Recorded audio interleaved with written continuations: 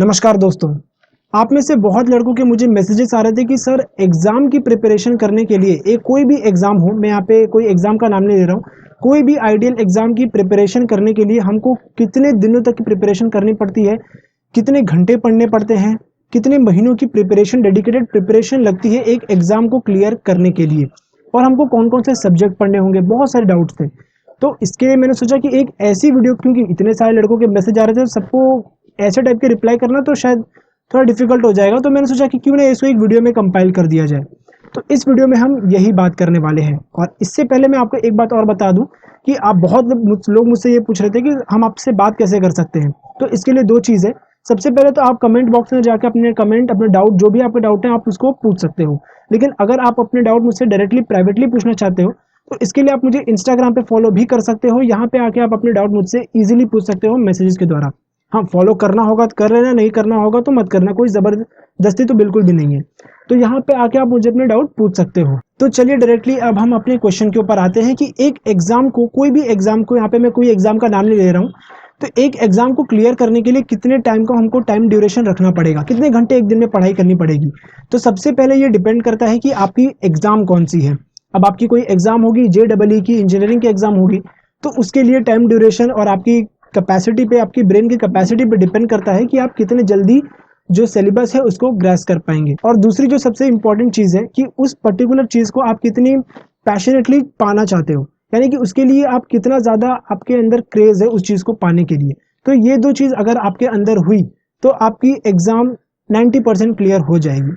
तो सबसे पहली चीज़ है कि आपको जो दिमाग में याद रखना है वो है उस एग्जाम के फॉर्मेट को समझना है। फॉर्मेट का मतलब है दोस्तों कि आप ऐसी ब्लाइंडली किसी चीज़ पे भरोसा मत करो, क्योंकि एक जंग को जीतने के लिए भी आपके पास उसका रोड मैप होना चाहिए कि आपका क्या, आप ऐसी चीज़ करने वाले हैं जो दुश्मन ना कर पाए और आप कर दें, यानी कि आपका कॉम्पिटिटर ना कर पाए और आप कर दें। तो यहीं पे एक चीज़ आती है जिसको मोस्टली बहुत लोग फॉलो नहीं करते हैं और बहुत देर से समझते हैं, तो वो है सिलेबस। यानी कि आपको सिलेबस को कम्प्लीटली समझना होगा और आप सिलेबस से रिलेटेड ही टू द पॉइंट पढ़िए। इसके अलावा करंट अफेयर्स भी आता है इसके अंदर। तो करंट अफेयर्स के लिए मैं आपको बता दूं एक बात, करंट अफेयर्स के लिए आप न्यूज़पेपर पढ़ सकते हैं।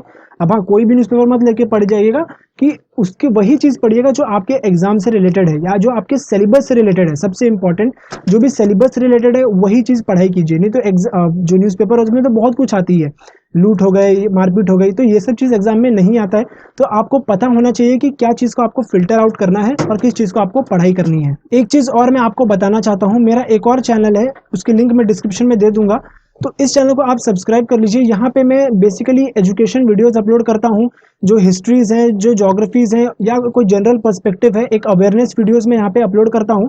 सो मेक श्योर आप यहाँ पे मुझे सपोर्ट कीजिए। अगर आप सपोर्ट करोगे तो मैं और भी ज़्यादा एफर्ट के साथ और भी ज़्यादा इंफॉर्मेटिव हिस्ट्री कवर करूँगा अपने चैनल के ऊपर, और फ्यूचर में और भी ज़्यादा कवर करने वाला हूँ। सो मेक श्योर आप उस चैनल को भी सब्सक्राइब कर लीजिए और मुझे सपोर्ट कीजिए, ताकि मैं और भी नॉलेजेबल वीडियोस उस चैनल के ऊपर अपलोड करते रहूँ और आप लोग को कुछ जानने और कुछ सीखने ज़रूर मिले हर वीडियो के साथ।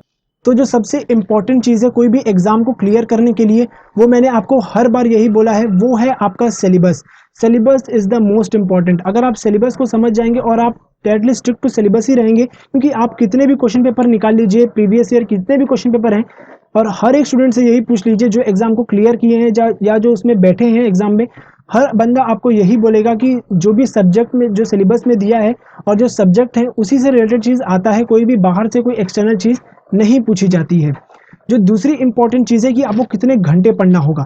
तो ये देखो कि आप डिपेंड करता है कि आपका माइंड क्या है। अब मैं आपको बोलूँ कि आप 8 घंटे पढ़ लो, लेकिन कोई कोई बच्चों का क्या होता है, वो 2 घंटे में ही वो चीज़ को पढ़ लेंगे जो आपको 8 घंटा लगता हो पढ़ने के लिए। तो ये टोटली डिपेंड करता है कि आपकी मेमोरी उस चीज़ को, उस जो पर्टिकुलर सब्जेक्ट है उसको कितनी जल्दी ग्रेस्प कर पा रही है। तो ये आपके ऊपर पर्टिकुलर डिपेंड करता है। वैसे कोई आपके लिए कोई स्ट्रिक्ट गाइडलाइन नहीं है कि आपको 4 घंटा पढ़ना होगा। लेकिन आप ज़रा सोच के देखिए, अगर आप अपने डेली रूटीन को, एक दिन के अंदर होते हैं 24 घंटे, तो अगर आप 24 घंटे को 3 पार्ट में डिवाइड करेंगे, 8 8 8 तीनों मिला के होता है 24 घंटे। तो आप 8 घंटे सोने पे लगाइए, 8 घंटे अपने दूसरे काम कीजिए आप, और 8 घंटे आप अगर अपने पढ़ाई पे लगाएंगे, तो 3 महीने के अंदर अगर आप नॉर्मल ऐसी भी पढ़ाई कर ले रहे हैं तो आपकी एग्ज़ाम 200% क्लियर हो जाएगी और आप एग्ज़ाम को क्लियर कर जाएंगे। जो तीसरा फैक्टर है वो है डिस्ट्रैक्शन, यानी कि आप जब पढ़ने बैठते होंगे तो आप स्टार्टिंग के आधे घंटे पढ़ लेते होंगे, लेकिन उसके बाद आपका माइंड कहीं और डेविएट हो जाता है, कहीं और चले जाता है कि यार ये कर लिया जाए पहले, या इंस्टाग्राम पे एक फ़ोटो अपलोड कर दिया जाए, या किसी का स्टेटस देख लिया जाए व्हाट्सएप पे, 3-4 मैसेजेस कर दिया जाए व्हाट्सएप पे, 2-3 यूट्यूब वीडियोज़ देख लिए जाए, या एक मूवी देख ली जाए, या बाहर जाके खेल के आ जाए, फिर बाद में पढ़ाई करेंगे। तो आपको सबसे पहले अपना पाथ बनाना है, अपना एम बनाना है, क्योंकि अगर आप 3 महीने शायद किसी के इंस्टाग्राम पे फोटोज़ नहीं देखोगे या किसी के स्टेटस नहीं देखोगे, तो शायद 3 महीने के बाद आपका कोई स्टेटस बन जाएगा और लोग आपके स्टेटस देख रहे होंगे। तो आपको सबसे पहले अपना एक, मैं वही बोल रहा हूँ कि आपको डेडिकेशन बनाना होगा कि आप उस चीज़ को कितने पैशनेटली चाहते हैं, और उस पैशनेटली उस चीज़ को चाहने के लिए आप क्या क्या सैक्रिफाइस कर सकते हैं। तो यहाँ पे अगर आपको अपने गोल को अचीव करना है, तो आपको सैक्रिफाइस करना होगा अपने जो पर्सनल जो चीज़ें हैं, जो आपको खुशियाँ दिलाती हैं, जो लॉन्ग टर्म नहीं होंगी बिल्कुल भी, तो उसको आपको सैक्रिफाइस करना होगा, तभी आप लॉन्ग गोल को पूरा कर पाएंगे। क्योंकि हर एक एग्ज़ाम को क्लियर करने का यही एक रोड मैप होता है। जो भी लोगों ने ये एग्ज़ाम क्लियर किया है वो यही चीज़ से गए हैं, यही सेम सब्जेक्ट को पढ़ा है जो आप पढ़ रहे हैं। तो ज़रा सोच के देखिए कि सिलेबस आपके लिए भी सेम है, सिलेबस उनके लिए भी सेम है, बस फ़र्क इतना है कि वो अपना टोटल टाइम उसके ऊपर कंज्यूम कर रहे होंगे।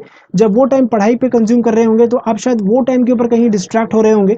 तो यही बस एक डिफरेंस क्रिएट करता है, क्योंकि जितने घंटे ये यहाँ पे पढ़ाई पे लगाएंगे, उतने ज़्यादा ये मार्क्स आपसे ज़्यादा लेके आएंगे, और आप उतने ही ज़्यादा पीछे होते चले जाओगे। तो लास्ट में बस यही कहना चाहूँगा कि आप अपने एग्ज़ाम की प्रिपरेशन अपने आप को देख के कीजिए, दूसरे का मत देखिए कि एग्ज़ाम के अंदर इतनी ज़्यादा कंपटीशन है, या इतने ज़्यादा बच्चे यहाँ पे अपीयर कर रहे हैं, मेरा क्या होगा यार, इतने सारे लोगों में मैं तो कैसे, मैं निकल ही नहीं पाऊँगा।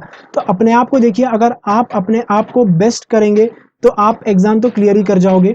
दूसरे का देखोगे तो शायद आप नर्वस हो जाओगे, और आपकी जो प्रिपरेशन भी रहेगी वो भी थोड़ी डगमगा जाएगी। तो आप अपने ऊपर फोकस कीजिए, बाकी सब कुछ आप खुद ही अचीव कर लोगे। खैर, आपके अगर कोई भी डाउट्स हैं तो एज़ यूजुअल आप अपने डाउट को कमेंट बॉक्स के अंदर पूछ सकते हैं, या आप मुझे इंस्टाग्राम पे भी अपने मैसेजेस को पूछ सकते हैं। चलिए, जय हिंद, वंदे मातरम।